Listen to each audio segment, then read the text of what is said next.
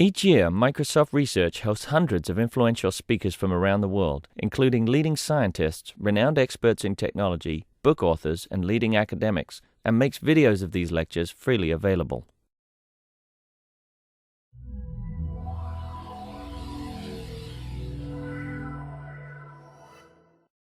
Whose real name is Eric Teller, and he has a bachelor's in computer science and a master's in computer science from Stanford University and a PhD in artificial intelligence from Carnegie Mellon University.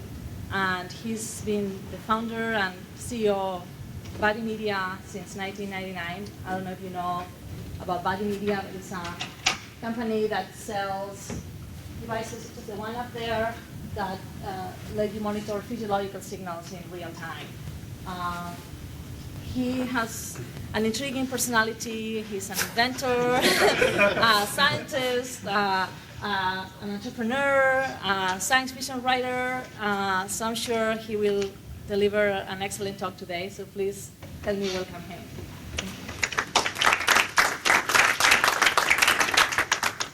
Thanks. I'm going to start in a way that I rarely do by talking about the name of the company. We were just talking about the name of the company before the talk started, but it's relevant, I think, to a talk to Microsoft. Usually, Body Media, the name of our company, talks to people in the health space. And so what we talk about are health things, and much of what I will talk about today will be about health information. But Body Media was named Body Media because the vision of our company is not to be a health company, but to be a body information company. And so what I'm going to try to do today is, on the one hand, tell you our standard story so that you understand where we're coming from. I think it's important even to understand the broader context, to understand where we believe is the right place to start in body monitoring.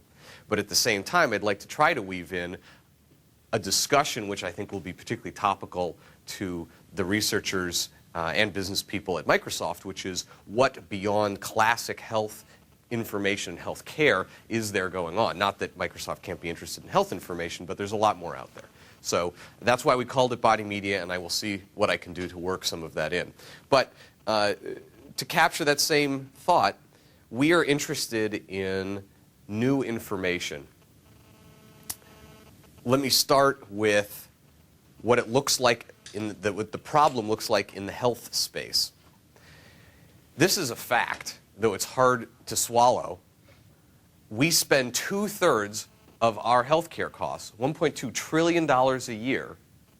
That's where the costs come from, most of the costs, from how people live their lives. The other third comes from their genetics. Now, that shouldn't be possible. There's no way that there's actually $1.2 trillion a year of cost, which is going entirely unmanaged, right? The stats must be wrong. Maybe everyone's stupid. No, it's not that they're stupid. We know that they're not stupid, right? Maybe they're evil. That's actually slightly more possible. Okay, we know they're not evil, but maybe the incentives in healthcare are so perverse that people want the management not to go on. I don't believe that's the truth either. I believe what's really going on, we believe what's really going on, is that you just don't manage things you don't measure. That's true in manufacturing, it's true in science, it's true in every aspect of our lives. Why would it be otherwise in healthcare? So, we know nothing about that problem, the real problem.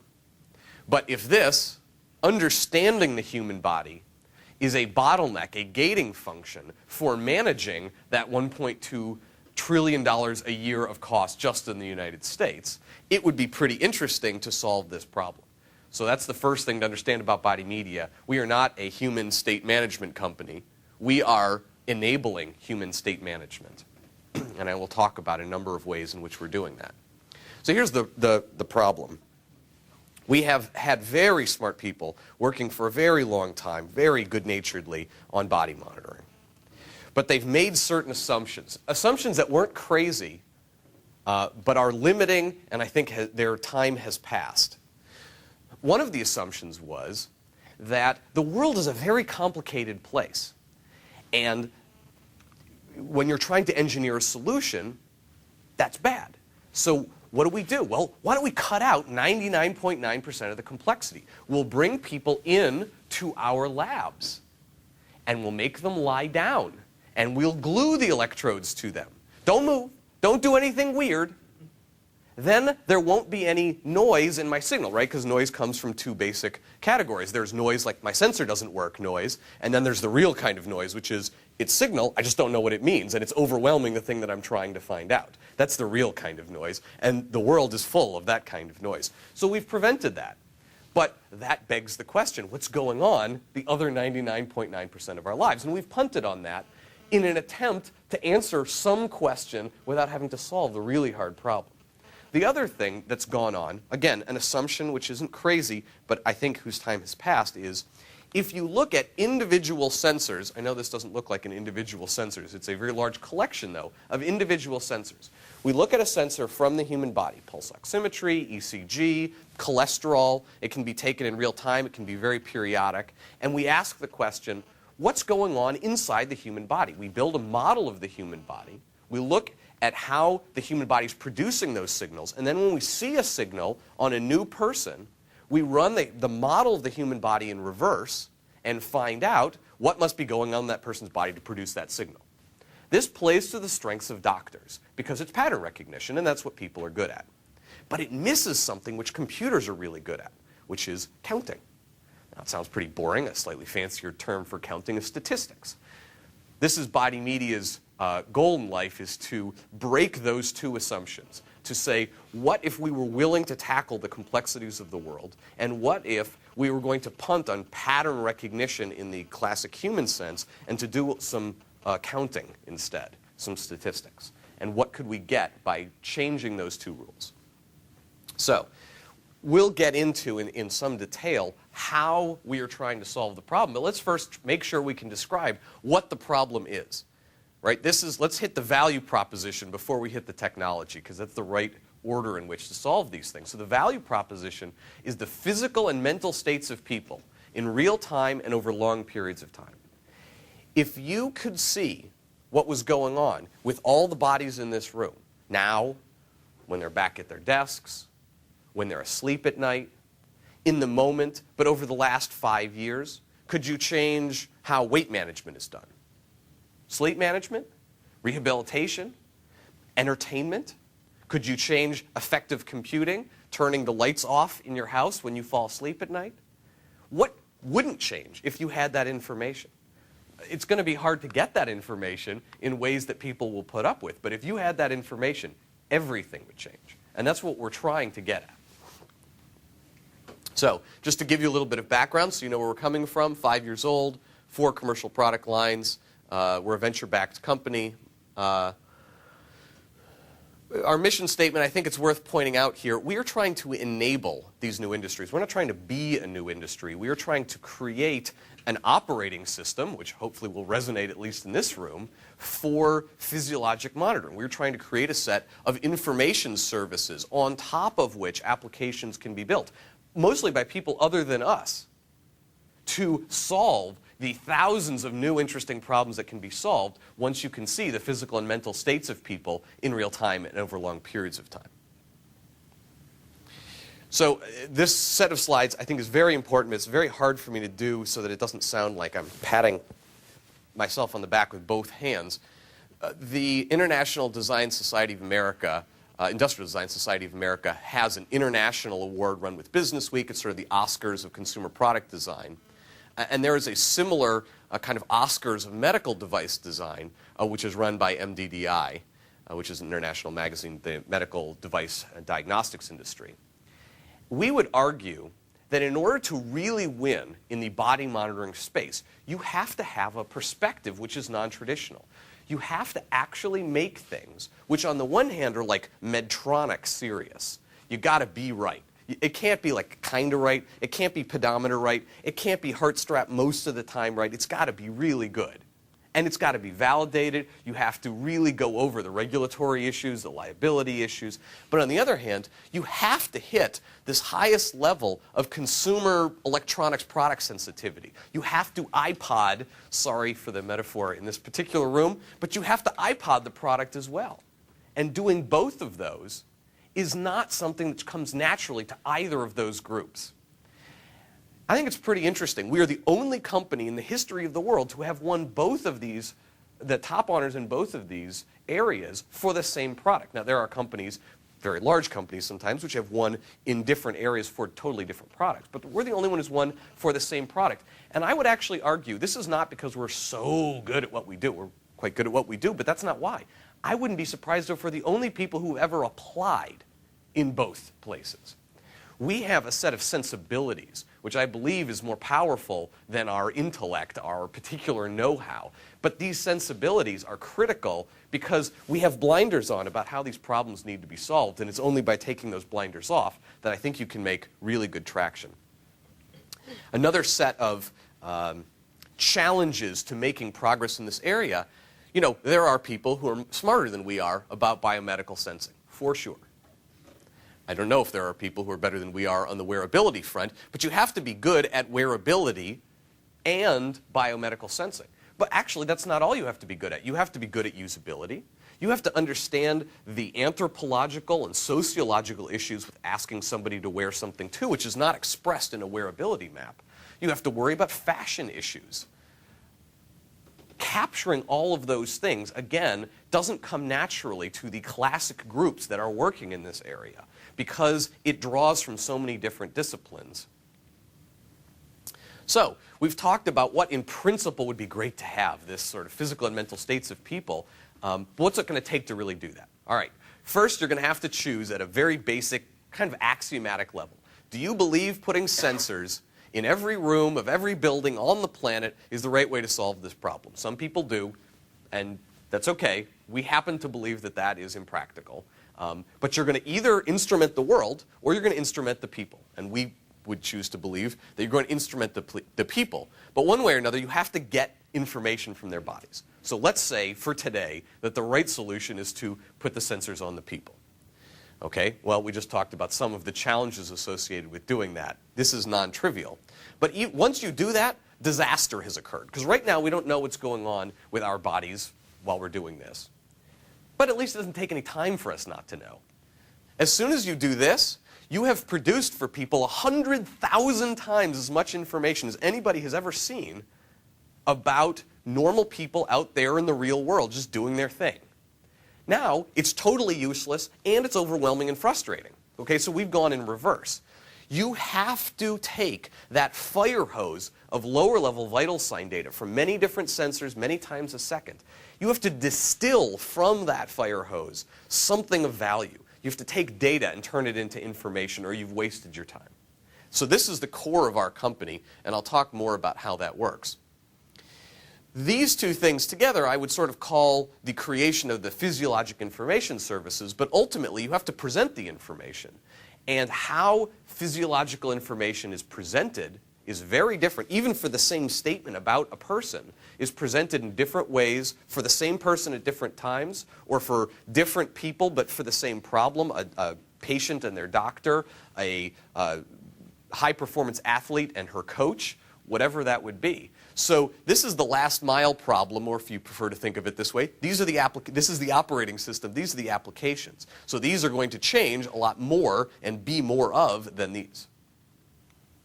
You guys, by the way, can ask questions. I know there are people watching who can't, and that's their punishment for not having come to the talk in person. But you guys can ask questions. We don't have to just have me be a talking head the whole time. Anything? I'm curious about at what point do you get design involved with the collection and the processing of information? Great question. Actually, I am one of the 4 founders of the company, but I'm not the only founder. One of the other founders is over there, Ivo Stavorik. And of the 4 founders, 3 of them are designers. Only one of them, myself, is an engineer. I was actually the odd man out when we started the company. The entire company has been structured around the concept that design thinking, properly applied, is the right way to solve these problems. So we don't bring design in, we bring technology in, and we try to delay bringing the technology in as late in the process as we can until we have solved the right way to solve these problems. Now that takes a set of very special designers who really understand technology and who don't lose themselves, as, no offense, many designers do, on their side of the world, just like technologists can sort of go down these rat holes of making things they think are cool without ever figuring out no one's going to want it. Designers can make things that they think are wonderful without figuring out it can't be built, or that its elegance is sort of disconnected from real world issues. But we think we have that set of designers, and that's how the whole company is structured. That's a great question. Platform for body monitoring. We can come back and talk about some of the nitty-gritty about, seeing your information in real time on a watch, on a cell phone, getting information from weight scales and blood pressure cuffs and glucose meters. The thing that I think is most important about this picture is the size. I noticed this after we made the picture, but I think this is so telling. The size of this person is just bigger than the caregiver, much bigger. I challenge you to go look at 10 telemedicine presentations. Just go on the web, look. This person will be bigger, 10 times out of 10, than this person, and this person will be right there in the center, and this little dude's going to be Pluto over here on the edge, like floating out into the ether, because he barely matters. And you know why this person doesn't matter? Because all the body monitoring people, really, so far, have come from the perspective that they're being told by their bosses, where are we going to get reimbursement from? That's the question in healthcare. So as soon as you ask that question, the obvious answer is, well, geez, if we're going to have reimbursement as the gating function for this entire project, then we are building this not for this guy, because he doesn't decide whether something gets reimbursed, but for this guy, because he's the one writing the script, right? And that's why this guy's been in the middle. If you start by thinking about this as the important person, everything changes. Now, to this particular audience, this may be slightly more obvious than for many people in the medical world, but even so, I would suggest that we have an innate and implicit thinking that needs to be undone about this person not being in the middle. It doesn't mean that they can't be connected. Just, again, to give you some background about body media, and I'm giving you all of this so that when we get into the technology, we are not just having a sort of disconnected technology talk, but you understand the world in which we think we live. Body media has enough to do, as hopefully it's now clear, we've set ourselves a fairly big challenge. So we're a technology company. We're an intellectual property house that builds things. We don't do sales. We don't do marketing. We don't distribute the products. We don't sell them to anybody. We build relationships with people who are the best in the world at diabetes, or at selling scientific research products, or at selling into the health club market. And it is through those other companies, they help us understand their market. They give us marketing specs. We build the application for them, sometimes with contributions from them, and then they go sell it, often with their name on it, and ours is some sort of ingredient brand. So just to give you a background on how our company operates, we're serious about being more of the operating system and less of the applications company. So we talked about some of these. This is what we would consider the core physiologic information services. And one of the things I think is an important takeaway here, entertainment is not on this list. It doesn't mean that entertainment couldn't be changed. It won't be changed. It clearly will by the information about what's going on with the human body. But it won't be changed first. Effective computing, changing the thermostat in your house to try to change somebody's state while they're awake or help them sleep better. Or you guys have heard 1,000 of these videos and you've made half of them. Those will happen, and in the end they may be the most powerful aspects of monitoring the human body, but they will not happen first. Because no one will wear something 24 hours a day so that the lights turn off when they fall asleep at night. But once they have it for another reason, there are 1,000 cool things that you can do. Just like the internet couldn't have been the first application on the PC, but it's now the most powerful, right?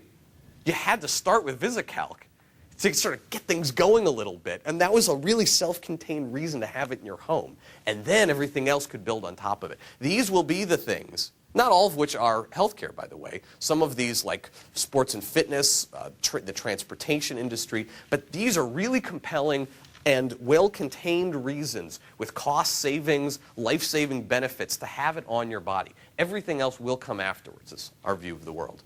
We are currently in these spaces, clinical weight management, scientific research, home care, and weight loss and fitness in the gyms. We can talk about those more. These are just some montages of the kinds of things you would get. I'm going to let you ask questions if you want, or we can come back to these, but these are just a sense, for example, of what an end user might see. in a scientific, or sorry, this is scientific research. This one is in clinical weight management. This one is in the health clubs, working with a personal trainer, etc. All right, let's dig into the data.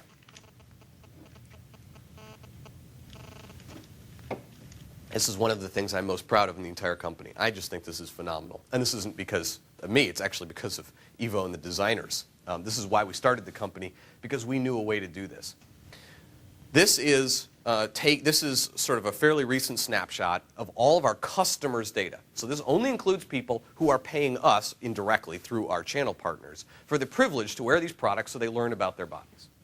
Yeah? What's the sample size? It's several thousand. I don't know exactly how many. And it may have been a sampling, but it is many thousands anyway. Yes? How are you getting a hold of this data? And is there a consent from the end users to get it? Yes. First of all, all the privacy policies are with the channel partner, not with Body Media, because ultimately, if you were buying a product from somebody, you need to have a relationship and a trust with the person you are directly buying it from. But all of our channel partners' privacy policies say explicitly that Body Media has the right to look at anonymized versions of the data and aggregate views of the data. And I'm actually going to get into this in a good bit of detail because there is something incredibly powerful we are doing for the end users. But to give you sort of the brief for right now, the position Body Media takes is we're a data bank. Your data comes and lives in our servers. And part of the reason it does that is so we can turn all that raw data into these distilled nuggets of tremendous value for you. And we will keep your data like Fort Knox. You want us to erase it? We'll erase it. We don't need to know your name or where you live or any of those things in order to create the value for you. And this is an example which is more interesting to this crowd, but you're going to see ways for us to create value for the end users in aggregate by having their data. Does that answer your question, sort of? Okay, so what this says is 75% of the people wear it 10 or more hours a day. These people mostly have had the product for more than 3 or 4 months. This is not people on day 2. I mean, there are people in there who've had it for 2 days, but not the bulk of them. This is phenomenal. People don't have their cell phones in their pocket this much. People don't keep their watches on this much. There's nothing I know of that hits these same things, yeah? Are they people like have health problem or just normal people? It differs because these are different customers. Some of these people, for example, are morbidly obese. So they have a health problem that would make them motivated on the one hand. On the other hand, people who are morbidly obese are sometimes hard to motivate to get, for example, to wear a product. So I'd still consider that a success. Some of these people are actually trying to gain weight or bulk up for some kind of fitness thing in a health club. So they have a desire, but not necessarily because they're going to die. So I wore it for 3 days continuously, except for taking showers, and I ended up with a really bad rash. Really? Like a week? So is this like just a one-time usage and then you don't know if they stopped wearing it that long, or is this a continuous kind of? No, this is everybody who is currently wearing it. So some of these people have worn it for 3 days, and maybe you would be one of those. You know, we'd really like to talk to you afterwards. We've had about 6 of those cases, and we're still trying to chase down what that would be. So we'd actually like to talk to you afterwards. If you, sorry to say this, but if you could repeat it, we'd be very interested.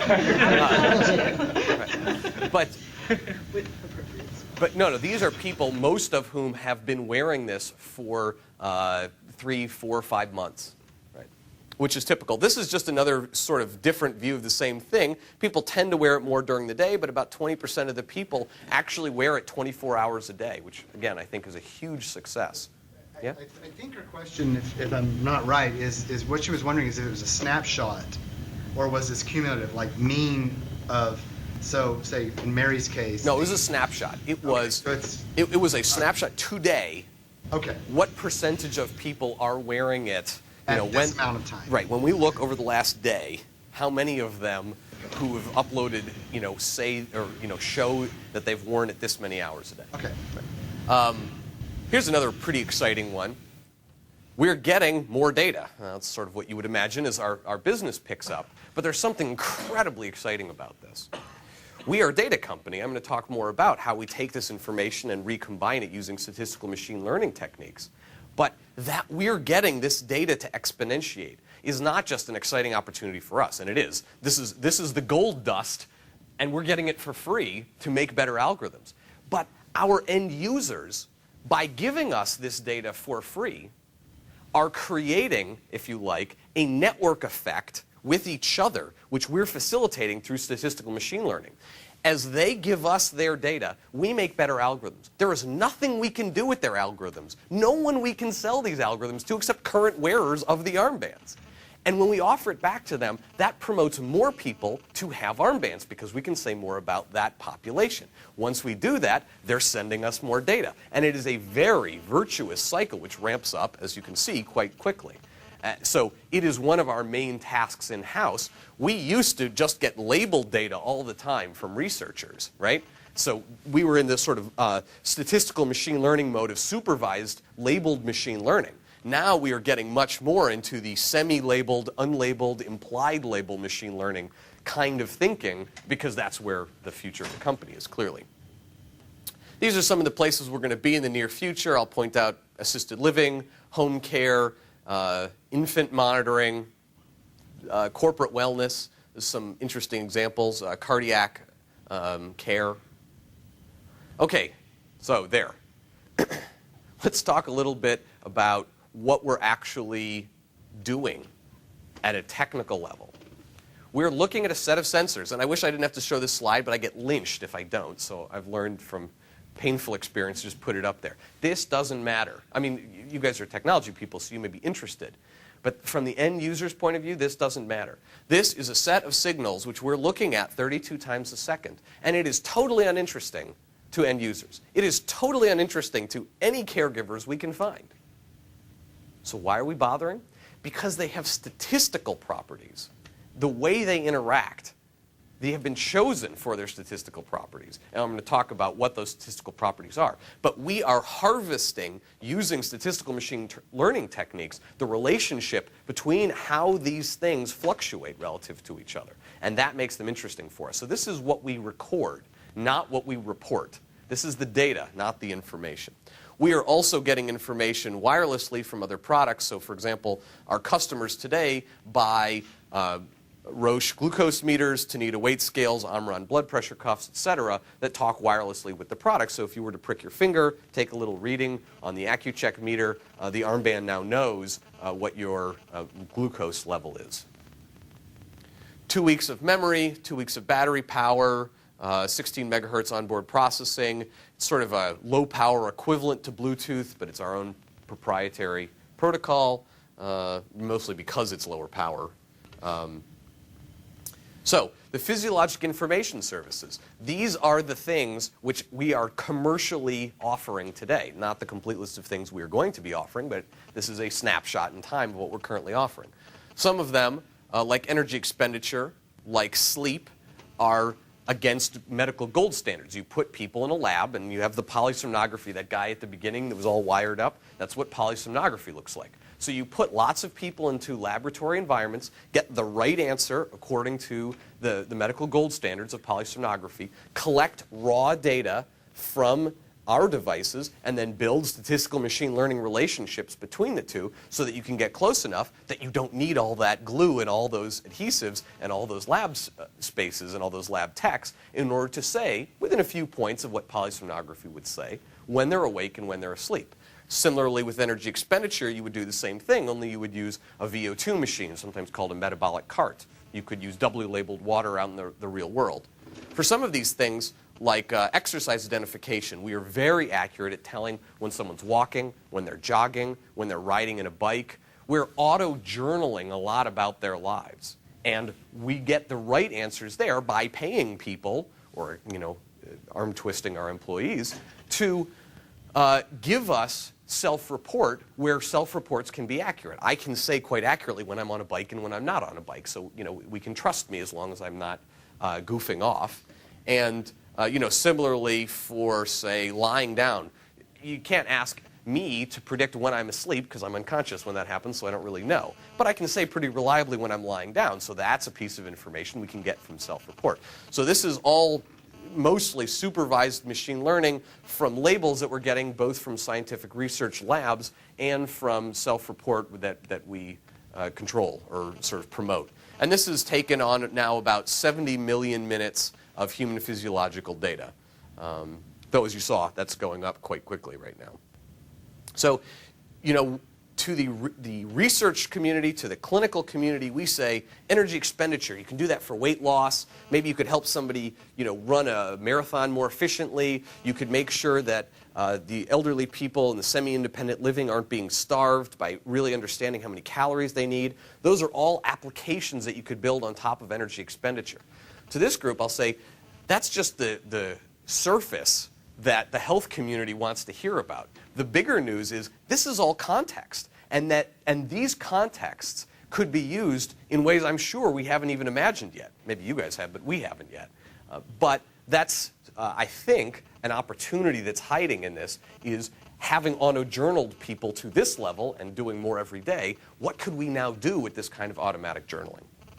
Can you tell me, what is motoring duration? Is that like automobile? Yeah, we don't know that you're in an automobile if you're in a bus. That's why we call it motoring. We don't distinguish between when you're driving and when you're a passenger. It's when you're in a moving vehicle. That's what motoring duration is. It turns out, interesting example, we built the motoring duration thing because we wanted to make sure that unlike pedometers and motion monitors, we weren't giving you credit for a 30-mile-an-hour jog, right? So we built this thing so we could filter it out, and then of course it turned out almost immediately that people were interested in the fact that we could say that you were in a moving vehicle. I'm going to take you very quickly and at a very high level through statistical machine learning. It's an intuition starter, nothing more about why this is interesting.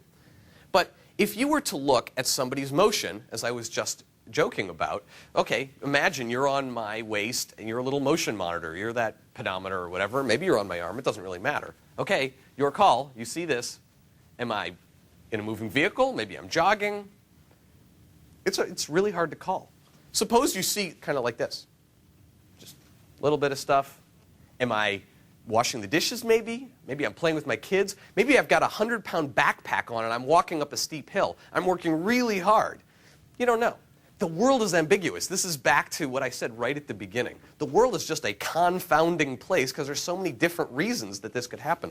And I'm not just making fun of motion monitors. Suppose my heart's going like this. So am I watching a Stephen King film? Maybe my boss is yelling at me. Maybe I'm going for a jog. You don't know. But if you could see other dimensions at the same time, you could disambiguate these states. It's sort of obvious once you see it like this, that high motion with your body producing and releasing more heat, it makes it a lot more likely, statistical statement, that you'd be aerobic than that you'd be in a moving vehicle. Now, it's not as simple as this. It is rarely linear in these ways. The splits are rarely perfect because there's so much complexity in this data. But in principle, this is the way it works. And so someone could say, wait a second, if you have a lot of heat but low motion, sure, maybe you're walking up that steep hill with a backpack on, but maybe you have a fever, okay? And so you can introduce more things that help you further disambiguate. So that's what's happening with a person. Now let's ask the question, how much of something is happening to the person? If you look at this measure of somebody's motion, walking up 10 flights of stairs, taking the elevator down, walking around our office building twice, and walking up the stairs again, it looks like it's harder to walk around the block, but we all know that that's not true, right? We would all rather walk around the block than walk up 12 flights of stairs. But the motion monitor's not getting it. If we could see the rays you are producing and releasing heat, something else could be gained. Whoops. You see right here, heat happens after the spike of motion, as you would expect, and there is a long delay trailing off, so you're going to have to kind of integrate under the curve and back project things. Again, non-trivial, but you could use these two things in combination to get a better estimate of how hard somebody is working than you could just from motion. And of course, you don't have to use just these two things. You can use other signals as well. Yeah? Hi. This may be a stupid question. I'm just wondering, does like a supervised learning has to be calibrated for each person or each type of person? That kind of thing? No. I mean, one of the things that we do is the input to the algorithm includes your height, age, weight, and sex. So we have demographic information. There is opportunities to further learn by watching a person. But even when you don't do that, by having seen hundreds and hundreds of people over millions of minutes of data, where some of them were women and some of them were men. Some of them were skinny and some of them were large, and some of them were tall and some of them were short. We have a fairly rich space, and we have learned an algorithm which has learned the shapes of that space. You fit somewhere in that space. We don't have to learn again about you or calibrate to you in order to be pretty good at saying, knowing your height, age, weight, and sex, and now watching your specific physiological output, 32 times a second, where you fit into that space. Okay, thanks. And of course, we're not keeping the whole space. The whole point of machine learning is to create a model of that space, so you don't have to keep the 70 million minutes worth. Here are some of the things which we are developing. Some of these things, like ECG from the upper arm, continuous core body temperature, REM information. These are all sort of coming out of our pipeline right now. Relative glucose is a little bit further back. Some of these things, like mental stress, we could actually do that quite quickly, but we haven't found a partner that wants to sell it. So at a certain point, the way body media works is we get it ready enough, we know we could do it. We have the sort of demonstration, and then we stop. And then when somebody says they're ready to take it to market, then we'll take it the other half of the way. Now, in a couple of these cases, getting ECG in a way that people would wear 12, 18, 24 hours a day was so obviously powerful. We've been waiting years to find a way to do that, that we didn't wait for permission from our partners to go do that. Same with relative glucose levels. And I want to stress, this is not the HGs per milligram. What this is you are hyperglycemic, you are normal, you are hypoglycemic. But even that by itself would be a huge step forward. All of these things, and we can come back and talk more about them, are about what's happening to you right now, or maybe what just happened to you. Event prediction is the next level after that. That's you are going to have X happen to you in the future, or your chances of having X happen to you have changed in some way. So, you can imagine going to that next level, but that is even more complicated. And in some of the health areas has real ethical issues associated with it, because if you know that something could happen and then you have to prevent it, then you don't really know whether you were right or not, and it makes it hard to learn. So this is the prototype that's in testing at Stanford. Here's what the ECG waveform looks like off the upper arm. You guys aren't maybe physiologists, but we're excessively proud about this because it's not supposed to be possible to get an ECG waveform off of one side of the body. And it turns out with some fancy footwork it is possible. Where do you put the sensors? What? Where do you put the sensors for the ECG? Right there. It is entirely self-contained on one side of the body, which 100 years of physiologic or electrocardiologic study says is impossible. And it's because of a nice combination of our new perspectives and our general ignorance about how the human body works that we can go forward in places where people have decided it's not possible and find solutions. So that's on the arm? Yeah. Although it turns out to work in other places, which is pretty cool too. This is what the next version of the product looks like. One of the ways it will go on the body is to be adhered to the body with a simple patch that you can take off after a day. It will also have a wing and strap like the current version of the product does. I forgot to do this, but maybe you guys just want to pass this product around for those of you who haven't seen it. What is this little hole there? That's a heat flux sensor. We have a heat flux sensor there, but this is a different way of looking at heat flux that we're seriously playing around with. This is scheduled to be commercial in July, so we're sort of locking down the spec right now. We actually were just up for like 3 hours last night arguing about this thing, among others. We're looking at different ways either to put IOs on the product, or this actually we've already built. This is just a watch that talks wirelessly with the product, so you can get a dashboard for your body in real time. It turns out, surprisingly, people don't actually want this. It is shocking. We can't believe it. We keep building this and showing it to our partners, and they think that's so cool, and they show it to their customers. People don't care. It's amazing. People can wait till later. We still don't entirely believe that it's true, but we've gotten a lot of feedback for several years that this is one of these sort of technologists, product people aren't always right. You really have to go ask the customers. You can't just guess for yourself. Yeah? That kind of brings the question, what are you looking for in market niches? Because clearly there's a fairly substantial portion of professional athletes, for example, or high fitness amateurs that pay good money to get fairly instantaneous instrumentation like that. Yes, those people would like instantaneous feedback. Those same people, as soon as you start talking to them, say, oh, could I have lactic acid build up in my muscles? And they have 1,000 things they want. They're surprisingly unrealistic about what they want. It's also quite a small market. So you're exactly right, and that's not the only area. There are certainly niche areas where people would want this. But because our business is trying to build the operating system as effectively as possible, we're trying to get the low-hanging fruit first. And this one, it turns out, appeals to everybody in principle, but only to certain subsets in practice. And why? I don't know. We can talk about that more. Do you think it could be related to the kind of information that you're presenting in real time and both, the interface of that information and also the information itself? Maybe they are not interested in knowing their heart rate as a number, but maybe some information derived from the heart rate. Right, well, this is actually calories burned per day. We're certainly clear on the fact that heart rate created its own glass ceiling because people don't really know what to do with it. But I'll get to you in just a sec. What we believe the real problem with this is, you have to wear another product, and that kills wearability.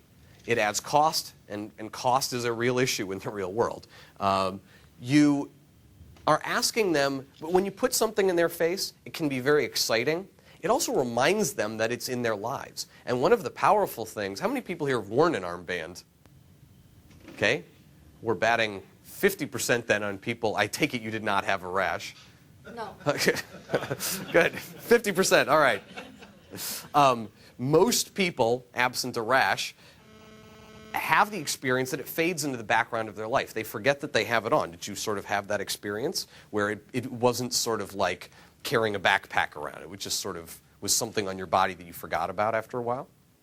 Yeah, but I think I'm not maybe the average user because I was very curious to know what my data was. Right, but it turns out, or whatever, I'm speculating here, but we believe that part of the issue is that by bringing it into the forefront of their minds, it may have some negative implications about wearability as well. Yeah?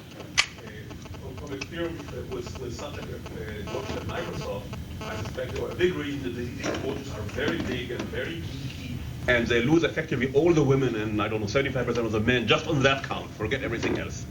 It could be. I don't know. You tell me. I don't know if that looks very big and geeky, but... How many women would be willing to wear such a watch, regardless of anything else? Okay.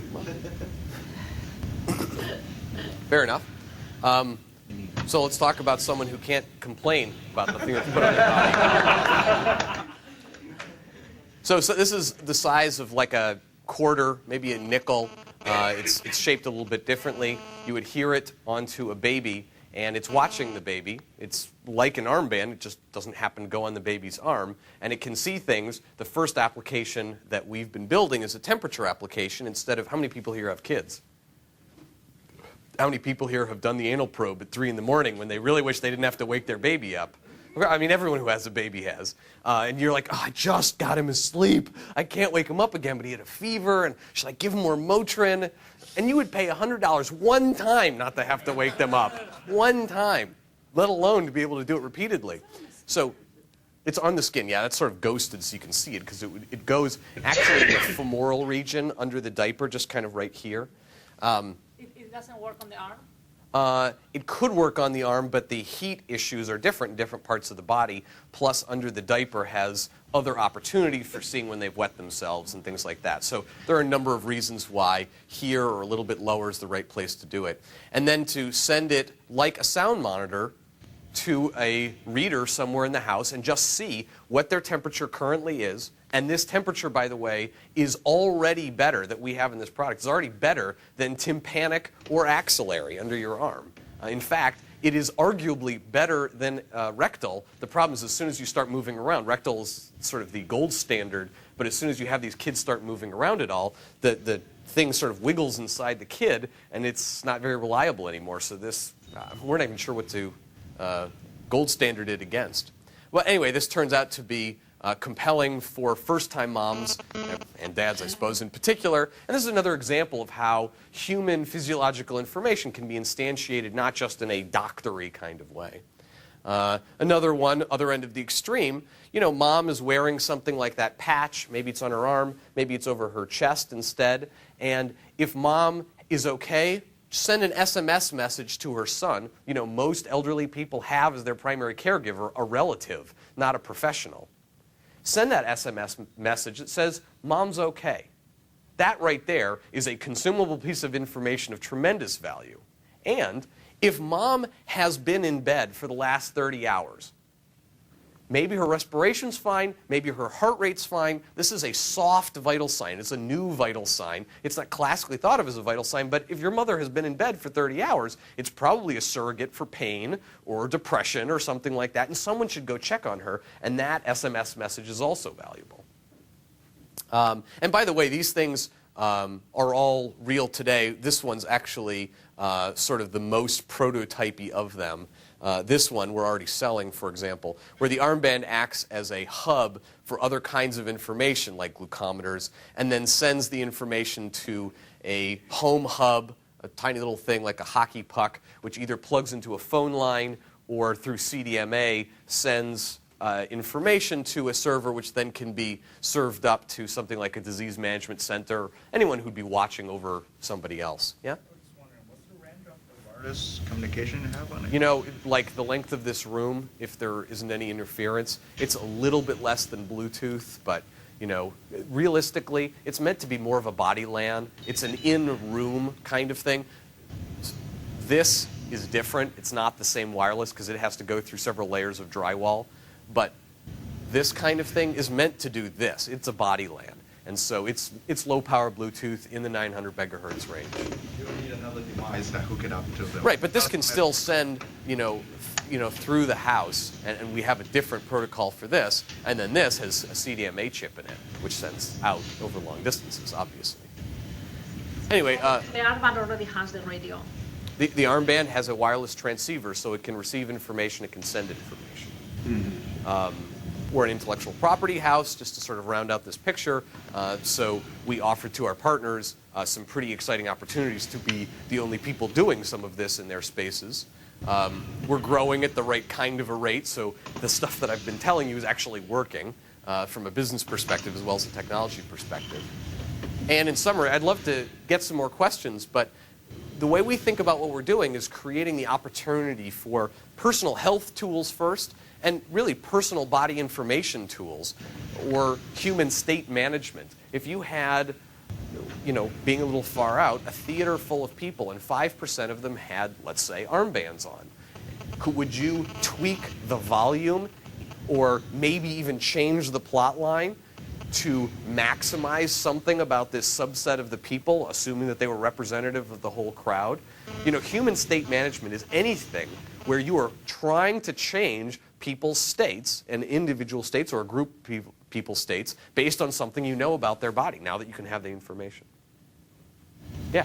I'm just curious, how soon like the battery needs to be recharged? Well, it's 2 weeks of continuous wear, so if you wore it 24 hours a day, you'd need to replace the AAA about every 2 weeks. Mm-hmm. If you were to wear it 12 hours a day, you'd maybe once a month. Okay, so the prototype also uses AAA batteries? No, the new... Well, we're going to probably do it both ways. We're making 2 versions of the next version of our product.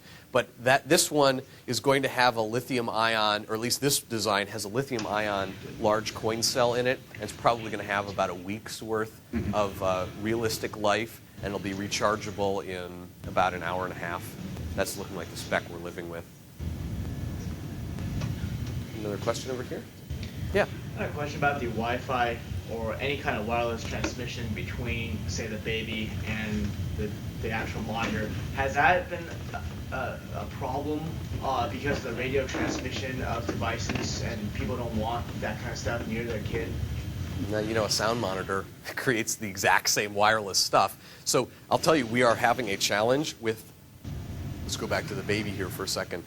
The real challenge that we're having is when the baby rolls over and there's a big bag of water on top of this little thing that barely has any antenna at all. It's just hard to send. So that's actually a real technical challenge that we're in the middle of overcoming right now. But people's, your cordless phone is right next to your baby and you don't freak out. The sound monitor is sitting right by the baby and that's sending. There are toys that this same baby is playing with that run on the exact same frequencies this does. So people, at least in our focus groups, that's not been their concern. They want to be satisfied that it's at least as accurate. They want, one of the things that they care the most about is warm-up time. They don't want to wait 20 minutes for an answer. They'll wait a minute or two, but they won't wait 20 minutes. So how fast can you get to the right answer with something like this? Just to give you an example, choking actually is something, this needs to be big enough that the baby won't choke on it. That's a real concern. But the wireless hasn't turned out to be. Now, there is that problem I just described about the baby rolling over. Though, interestingly, I think it was maybe it was you, Dave, pointed out recently that that's a potential signal for us that we can see when the baby is lying on its stomach if the signal goes away. And so, in a way, it's information as well as a problem. Yeah? You have all these files on your servers. Have you yet had a subpoena on them or one of these Patriot Act search warrants? No? You will. Okay. You know what? Honestly, I don't know what people would do with it since we keep anonymized data. I mean, good luck to them. You do anonymize. What? You do anonymize. Yes.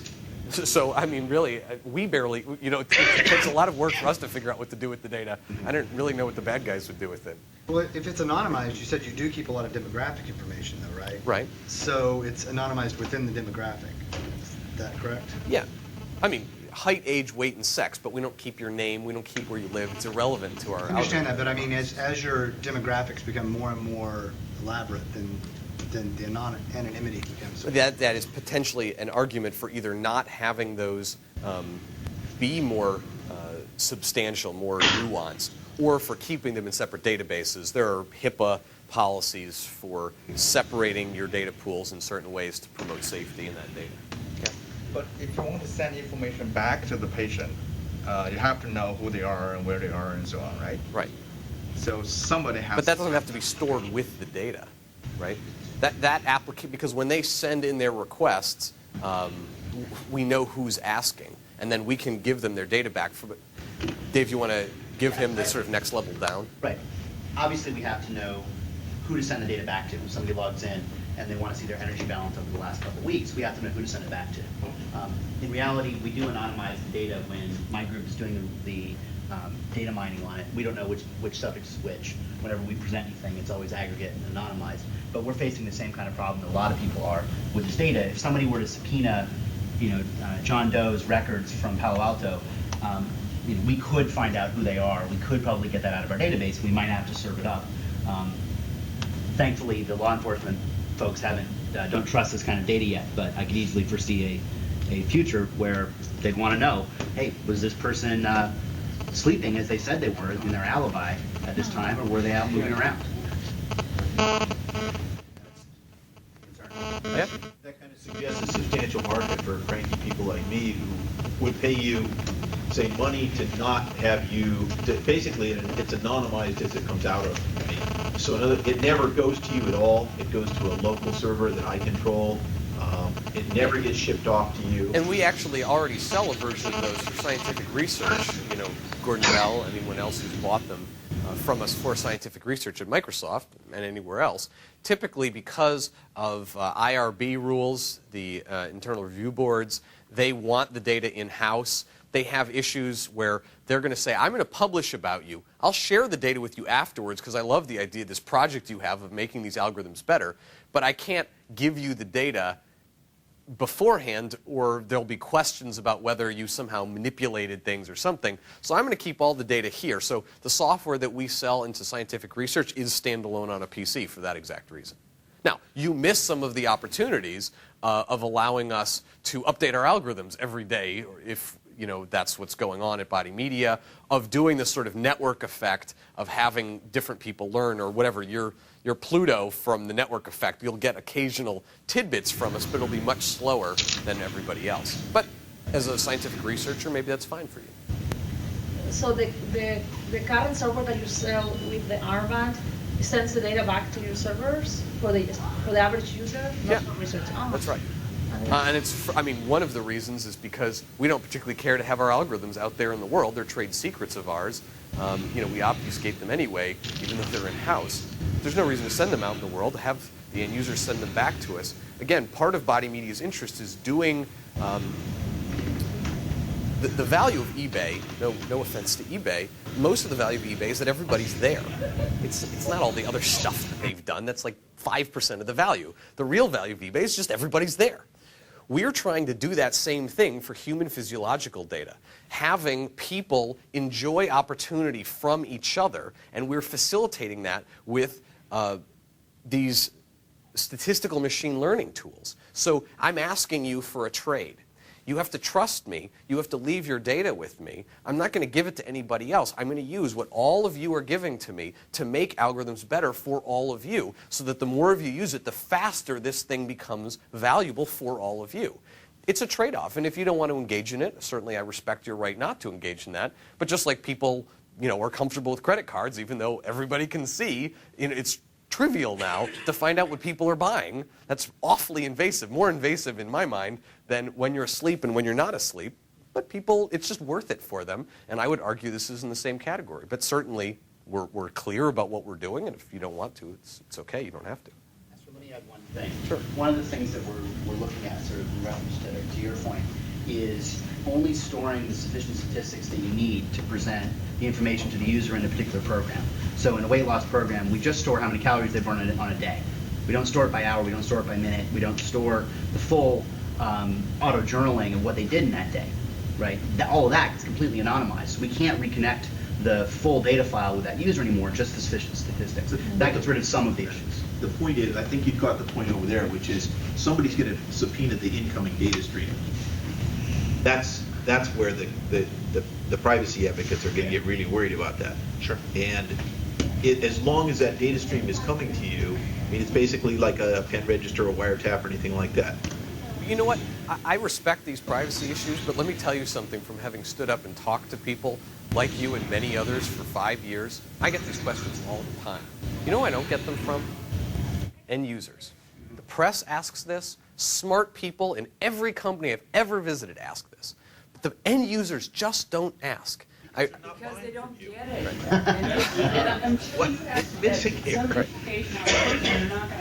No.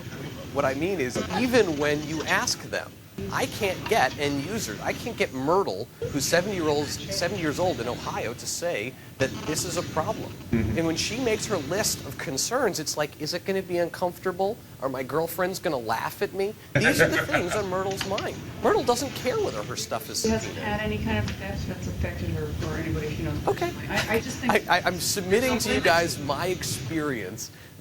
But we're naive. We are naive. We've never been tracked medically, and so we don't know. Have you presented this stuff in Europe, and do you have a different experience? Yeah, they're taking it up in Europe faster.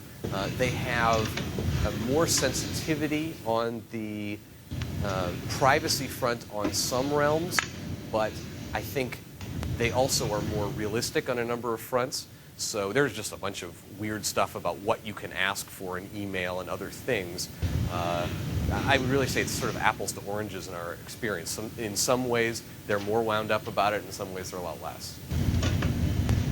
I have a question. The information that you gather, and you say you improve the product as you move along, or the potential. Can you give us an example of how you may have already done that? Improving things from.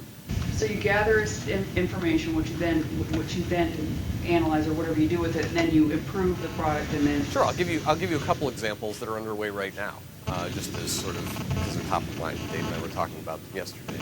Here's an example: we make a new version of an algorithm, any algorithm, all of our algorithms.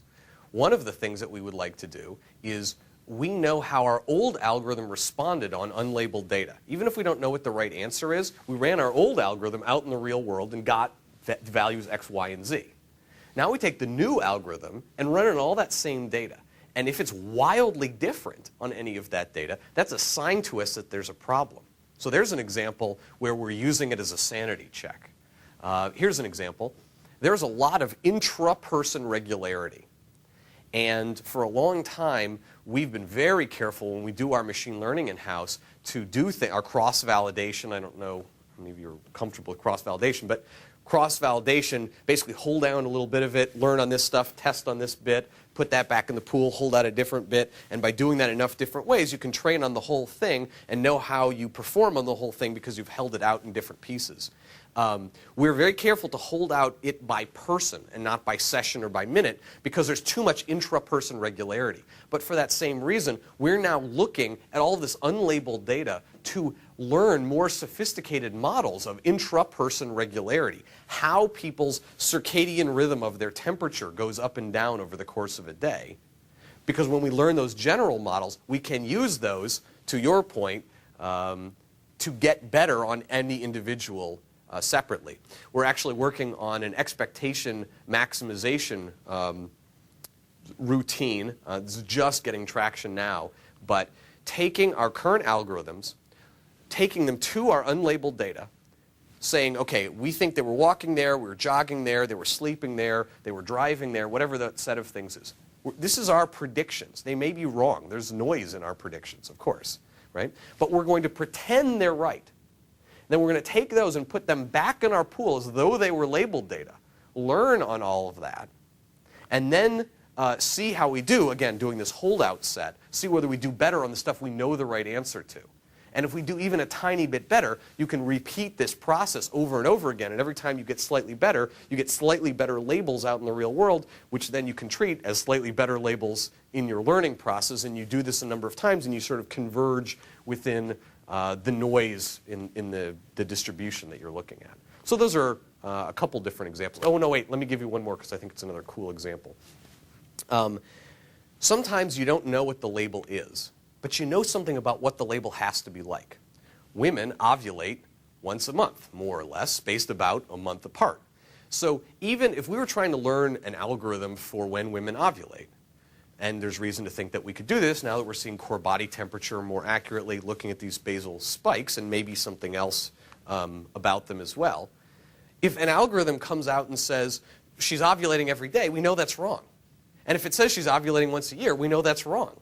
If it says, like, you know, it's getting 12 a year, but they're all like stacked up in January, that's bad too, right?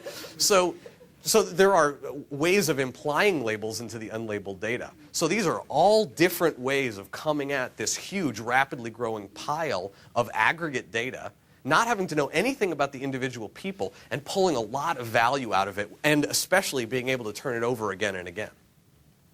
Let me give one example of one that's in the current version of the product, which is all of our data with metabolic parts is taken from lab data. People don't do the same things in the lab that they do when they're living their lives. It's very hard to get somebody snowboarding hooked up to a metabolic cart, right? It's very hard to get the right percentages even of people doing what they do in their real lives to do that in the lab. So one thing that we do is we use this data that we have coming in on our servers to get the right percentages of what people do in their actual days. Right? If you look in the literature, it's very hard to find a good study of what percentage of time people spend resting, exercising, working, etc. People have tried to do the studies, and they're all based on recall. Right? Stick a monitor on them. With our monitor, we have very good estimates of what people do throughout their day, and we adjust our error estimates for energy expenditure accordingly to have the best mapping from the lab data to the real world. Yeah. I noticed your financial slide has no numbers. Is there a backup version with numbers on it? Sure, I have it backed up in case it's subpoenaed. Yeah, one of the privileges of being a private company is we don't have to give that. I think what's relevant for this talk is, we were venture backed. We're out of that phase. We're self-sustaining now, so we're not at Microsoft and we're not 3 people in a garage. We're somewhere in between. And that characterizes us, which I think is relevant to this discussion. But whether we're making $5 million a year or $50 million a year is sort of, I'm sure it's interesting, but probably a subject for a different crowd than this. Yeah. I had 2 questions. One was, I was just wondering what your thoughts on the scalability of this whole architecture, reporting back the data to the central server and then pushing the response back down. Like, in your wildest dreams, say everyone in America took one of these, how do you think your system would scale now? My other small question is, how hard is it for an end user to coordinate these devices? You talk a lot about wireless configuration and user interface. Does it just configure itself, or what's it? It's out of the box. Okay. So the answer to the second question is much easier. There's zero coordination. Our mantra is if Myrtle has to have a manual, any manual, a one-page manual, it's too much. If there isn't even an on button on this, because we don't trust people to hit the on button. That's where we're coming from, because I think that's what you have to do in order to win in this space. Let me come back to the other one, your first question. It's a much harder question. In terms of actual scalability, I will say, and I'm sure I'm being completely flippant about this, that's not what we're worried about. I realize scaling is hard. But now this is back to kind of the privacy issue and kind of our explaining this deal that we're trying to make with people. I think that's our real challenge in terms of scaling. So let's look at this. This is information which is coming to mom in the kitchen. This is not connected to the rest of the world. And there's no obvious reason why she would, actually it's not obvious how she'd give us the information or why she would give us the information. I think our real challenge is, could we put a little cheap modem in there? Sure. That just plugs into a phone line? Yeah, technically it's doable. I think the cost could be justified. Frankly, we'd cover the cost. She wouldn't even have to pay more. The challenge is helping her understand the following. If you want to monitor your baby, great. And this is already more accurate than anything else you can get. But if you plug this into the phone line and you're willing to share with us the data from your baby, in exchange, we will upload to you the newest algorithms that we have from everyone else who is uploading their thing. It's the same network effect. If you're willing to join the network, and this is a privacy issue, you have to be okay, and some people won't be okay clicking into the network. But if you will, we'll give you the benefits of being in the network. And I think the challenge that I'm sort of most fixated on is how to help inspire people that that's a good trade. That's my scalability worry, not the technical scalability. I'm kind of a technical person, so I was just curious. And I wasn't criticizing it. I was just curious on if you had run into problems already. For example, running your machine learning algorithms, are they taking hours, days, weeks? Oh, that's a good question. I mean, we're already, Dave and I were talking about this last night, we're at a place where when we subsample our data, it already crashes MATLAB. I mean, we don't even know what, we have to write our own tools now. I mean, we're backing up data and dealing with data in terabytes now per day. And so that starts becoming a real scalability question, technically. On the machine learning side, yeah, we break most tools. Though even on the scalability side, I would say we're having more of a problem trying to hire people fast enough to make sense of all of the different things that we can go at than we even are backing up the data. Right. Do you have a special version that lets people outside the lab input what they're doing or confirm if it asks them what they're doing? Yeah, there are two different versions of that. I mean, one is, who has the product here, just so you can see an example of it. Anyone? Someone? Oh, here you go. Just toss it. So, right? That pressing of the button just recorded that it pressed the button. So researchers sometimes will say, here, go wear this out in the real world. And when you feel pain, let's say, press it once for a little bit of pain, twice a little bit more, 3 a little bit more, 4 a little bit more, 5 I'm about to die, that kind of thing. And then what the researcher gets is this double, single, triple click messaging, which is stamped into their data, which the researcher knows because he just told him that's a pain indicator. For somebody else, it's just press this every time you think about having a cigarette. Or, when we have people annotate data, we give them little mnemonics like CAR, C-A-R, C-A-R. You press it 3 times when you get into the car, press it 3 times when you get out of the car, and then when later you go back to annotate the data, you'll know that's when you were in the car, and you have these nice timestamps there. So that's a way of giving people a little language in something, and again, this is a big button, and it's well depressed, so you can feel it through your clothes. Well, you can't hear, but I actually just pressed mine.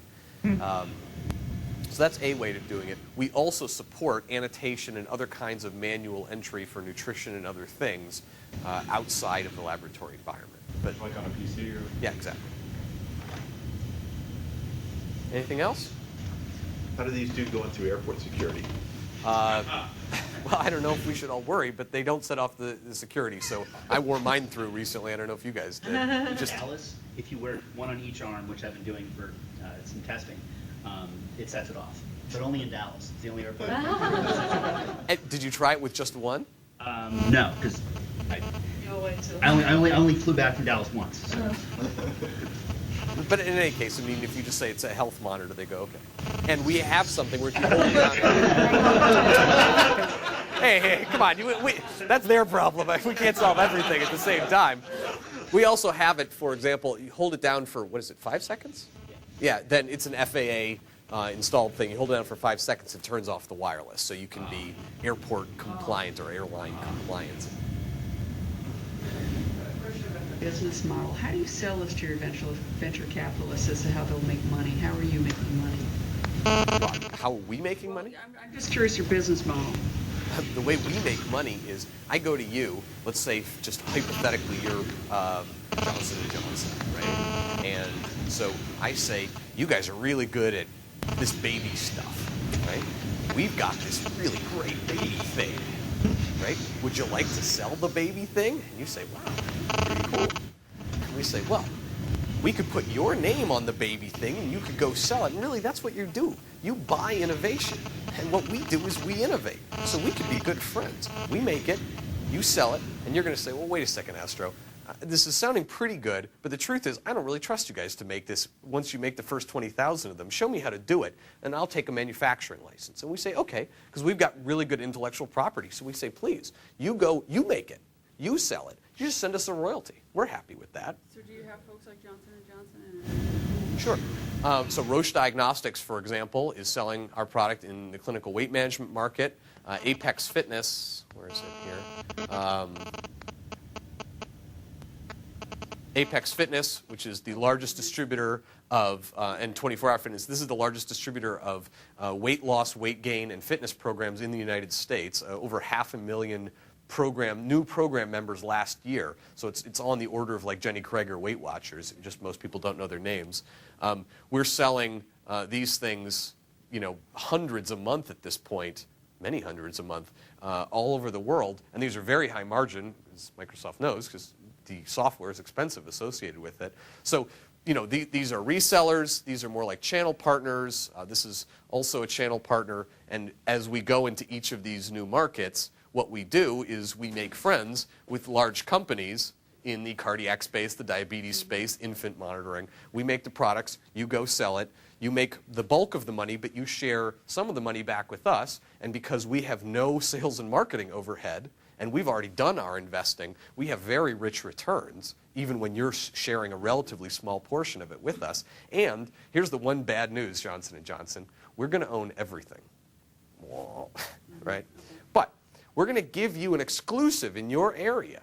So you de facto, have access to our entire intellectual property portfolio in your area, infant monitoring, again, hypothetically, right? But everything we learn here, if we can take it to elderly care, hey, that's our business. And if you want elderly care, then step up, tell us you want to ship something into elderly care, and we'll make another deal with you in that space. And because there's so many places that we can go, and there's so much underlying leverage underneath it because it is an operating system, it is the same physiologic information services, our venture capitalists are quite supportive of this business model. Yeah? Have you had any interest or anyone who's expressed interest for military applications of this? The military. And I'm sorry, that sounded a lot more flippant than I meant it to be. The people who are in the field are dying for this. Literally. And I can't tell you, the Special Forces guys are rude to us. They're so angry that they don't have it already. And the Marines are the same way. The people who do research in this area are not interested. I'm not even going to say that sentence because that's not fair. The people who do research in this area are paid to think about things 15 years from now. Mm-hmm. Particularly DARPA. They have the money that is supposed to be going to help these people. But they're not interested unless it's really basic, over-the-horizon science. And so when we say, we have something here which in 12 months could be saving rangers in the field. The rangers flip out. But the people at DARPA say, yeah, we're interested in this pill that can cause them to be supermen so they can go without food or sleep for a week. I'm serious. They're working on it, and they'll probably have it working in 20 years. But it doesn't do the rangers any good right now. It's disappointing because, first of all, they see a product and they believe it's not science anymore, which is hopelessly untrue. Sadly, there's an awful lot of science that we have to do every day at Body Media. It's just not how they like to think of it, and all that money gets funneled to those other places. So actually, we've had much better luck going directly to the federal government and getting appropriations from Congress to us, where they just say, we're really frustrated that people aren't pushing this harder. You go work on that. Here's $1 million of taxpayer money. It's not going to go through DARPA because you should be working on it, and if they're looking too far into the future, here, go fast. So we actually are interacting with a lot of different military groups, but there's an interesting tension there. And Evo can, yeah, Scott. Have you thought about gathering location information, GPS, and what you would do with it if you had it? We have. We've looked at a little bit at using GPS as just a basic sensor that we could use, like we use some of these other sensors. And we haven't had a lot of success in getting these particular kinds of algorithms to be better, because we're not in the location business per se. I guess we could get into the location business. That's one thing. I know of at least one person who is gathering GPS data with our stuff right now and sending it back to us. So we have that data in-house. I don't know that we've actually analyzed much of it yet. Sandia National Labs was doing the same thing before, but that was a couple of years ago. Honestly, you know, as a GPS is out there, it's getting smaller, lower power, works a little bit better indoors. I think there's more and more opportunity for that, but I see it as sort of a disjoint set of things which at some point can land in the armband, but because we haven't found a lot of value in how we would use the location information, it ranks there with like a muffled sound microphone inside here, where you can sort of tell they're outside or inside, whether they're alone or with other people. You know, we're just not in the location business, but it's a good question. As we go into some of those things, it could be interesting. Yeah, well, it would probably only be useful if you had very good mapping, where you could tell kind of where people were. Oh, you're on the roads and you're doing the jiggly thing, so you're probably motoring, right? Well, I'll give you an example. All the Special Forces guys say, we don't need anything else. They actually took 7 of these out recently to Okinawa in the Northern Territory, the Marine training ground in Japan, and sent 7 Marines out or 8 Marines out for a week, and came back, and all 6 of them were still working. First time anything had come back working, even one of them, from the Marines in the Northern Territory. So they were blown away. And we said, well, what did you think of the data? And they said, we didn't even look at the data. We just wanted to know if it would turn on at the end of a week, because it's never done that before. So they said, this, when we showed them some of the data, they said, this is all we need. If you could just put GPS in here. That was actually their feedback to us. And we said, great. You know, write us a check for $500,000 and you can have 10,000 of these things. Or, you know, you have to pay for each of them afterwards. But write us a check. We're not going to do GPS just because we think it's cool. But if you think it's cool enough to write us a check, we'll put GPS in here for you. And then they say, ooh, could you go ask DARPA? We actually have no money. And that's where this sort of goes. But I think there's a lot of opportunities, like in assisted living and independent living, where GPS could be powerful. So that's kind of circling there. I would put it in the same category with the watch. We've been thinking about it for a long time. We get it conceptually. We haven't actually gotten anybody to bite on it yet. So it's sort of circling there as a possibility that's sort of never moved forward with us. Have you thought of doing Bluetooth so you can take advantage of other device standards? Like, you know, if somebody already has a GPS device, you could be resampling it. We thought about that. Bluetooth is higher power, so that's frustrating. It's a little bit more expensive, also a little frustrating. And, you know, when we placed our bets about wireless 5 years ago, everyone was talking about Bluetooth already, but there was just no Bluetooth to be had. And it's only now that there's some Bluetooth to be had. And even so, if you try to talk to cell phones, the only really good place to talk to something Bluetooth these days, it's semi-ubiquitous. you'd be surprised. You can talk to the phone, but you can't know what's going on with the phone because the operating systems inside the phone are still pretty locked down. So I think we're 2 or 3 years away from usefully, even if we had Bluetooth, going there. So I'll tell you, we're looking at Zigbee for the next version of our product. Okay. It's not about us being proprietary. We made ours our own thing because we just wanted it now and we couldn't wait. But we don't care if we give up our wireless. And so Zigbee, I think, has more of the right characteristics than Bluetooth. It's comparable? Zigbee is comparable with what you have now in terms of performance? No, it's higher bandwidth than what we have now. It's higher power, but not higher power per bit, which is all that really matters. The range is a little bit better with Zigbee. I don't think it's that different, is it? Yeah, it's about some sensor message forwarding, right. Built in. Exactly. It's very nice. One more question. One of your first slides, I'm not sure if I caught it right, it looked like you had some more auxiliary sensors, like little patches.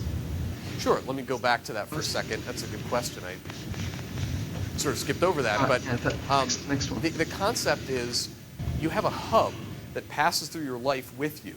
And sometimes when you stand on the weight scale in the morning, you not only see the data, but now the data is in your hub.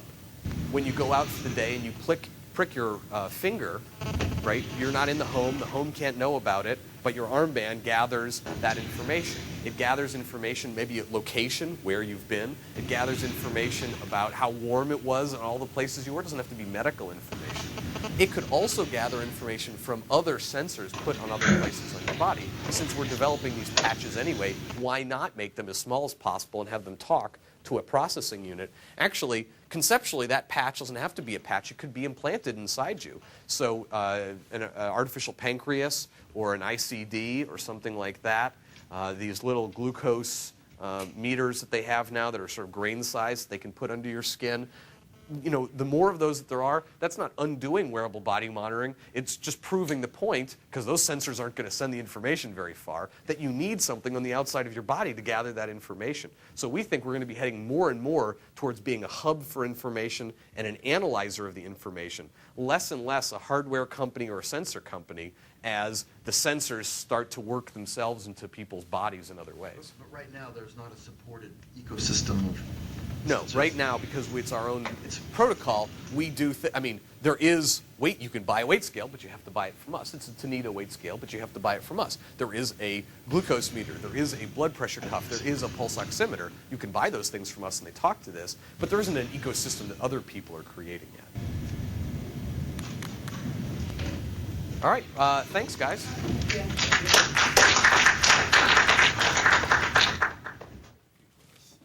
There you go. Thank you. So I told you a lot of questions. That was good. That was perfect. Yeah.